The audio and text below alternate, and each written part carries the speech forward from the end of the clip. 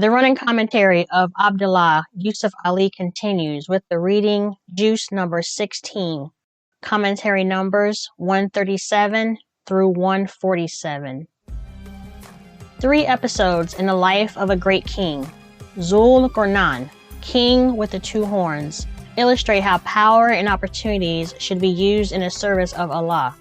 He punished the guilty indeed, but he was kind to the righteous. He left primitive people their freedom of life, and he protected industrious people from grasping neighbors. But he relied upon Allah and made them remember the day of judgment, when all will see the truth and receive the punishments and rewards earned in this present life. Juice number 16 introduces Surah 19, Maryam, Mary. Here is an introduction by Abdullah Yusuf Ali. Zechariah was anxious to have an heir to carry on Allah's work in the world of unrighteousness, and Yahya was given to him. Mary, the mother of Jesus, may peace and blessings be upon him, was maligned by her people, but Jesus comforted her and was good to her. Abraham, peace and blessings be upon him, was persecuted for his faith by his people, including his unbelieving father, but he withdrew from them and was blessed. Moses, may peace be upon him, was helped by his brother Aaron, peace and blessings be upon him as well. Ishmael, peace and blessings be upon him, brought up his family in piety, and Idris, peace and blessings be upon him, was truthful and pious in high station. They showed the way, yet men will not learn the good way of life. Man should not disbelieve in the hereafter, nor sully his faith by the false notions about Allah. The running commentary continues with Maryam, 138. Men of Allah show their qualities in their private relationships as much as in their public ministry. Zechariah was anxious, in a world of unrighteousness, to find a successor to continue his godly errand. He was given a son, Yahya, who heralded Jesus and lived a life of wisdom, great love, and purity. Next comes the story of Jesus and his mother Mary, peace be upon them both. She gave birth as a virgin to Jesus, but her people slandered and abused her as a disgrace to her lineage. Her son did defend her and was kind to her. He was a servant of Allah, a true prophet, blessed in the gifts of prayer and charity, but no more than a man. To call him the Son of God is to derogate from Allah's majesty, for Allah is high above all his creatures, the judge of the last day. Abraham, peace and blessings be upon him, pleaded with loving earnest with his father to accept the truth of Allah. He was turned out, but he retained his gentleness and was blessed. Moses, peace and blessings be upon him, asked for the aid of his brother Aaron, peace and blessings be upon him, and was true to his people. Ishmael, peace and blessings be upon him, was loyal to his father and his God, and was a willing and accepted sacrifice to Allah. Idris, peace and blessings be upon him, in his highest station, held fast to truth and integrity. Thus are the righteous shown true in their personal environment, and inherit the bliss in which the salutation is peace, perfect peace, the reward of the constant. Why should man disbelieve in the hereafter? We all must pass through the fire of temptation, but Allah, most gracious, will save us if we accept him and do right. Sin may have its respite, but must run to its own destruction. We must not dishonor Allah by holding false and monstrous ideas of him. Glory to him that he cares for all his creatures. Surah 20, Taha, the introduction. The revelation of Allah is not an occasion of distress, but is a gift of mercy from Allah most gracious.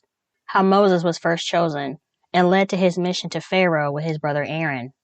How the mother of Moses was directed to cast the infant Moses into the river, to be brought up in Pharaoh's house under Allah's own supervision, in order to preach to Pharaoh and declare Allah's glory. How Moses was directed to lead his people and quell the rebellious spirit, and how that spirit was stirred up by the Samiri. On the day of judgment, personal responsibility will be enforced, and Allah's truth acknowledged. Man should guard against Adam's enemy, Satan, and should renounce vanities, purify himself with prayer and praise, and wait the call to Allah. The Ramadan Commentary, Surah 20, Taha, number 142. Allah's revelation is not an occasion for man's distress. It is a message to show that Allah, all-knowing, sits on the throne of mercy and guides all affairs. There is no God but He. To Him belong all the most beautiful names. The story of how Moses was chosen and told of his mission was a high mystic meaning. He was true to his family and solicitous for their welfare. Encamped in the desert, he saw a fire far off. Approaching, he found it was holy ground.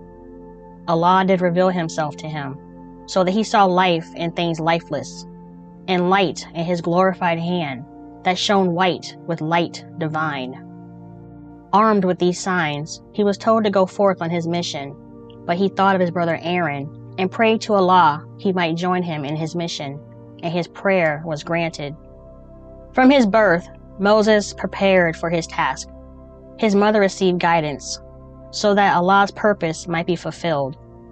Moses was brought up in Pharaoh's palace and trained in all the learning of Egypt, yet he drank the love of his people and his mother's milk. Adventures and trials he had, including his stay with the Midianites, until he was called to his double mission, to preach to Pharaoh and the Egyptians, and to free his own people. So, he and Aaron went to Pharaoh, who rejected Allah and his signs, but appointed a trial of strength between his magicians and Moses. Moses won, and the truth of Allah was accepted by some Egyptians, but not by Pharaoh.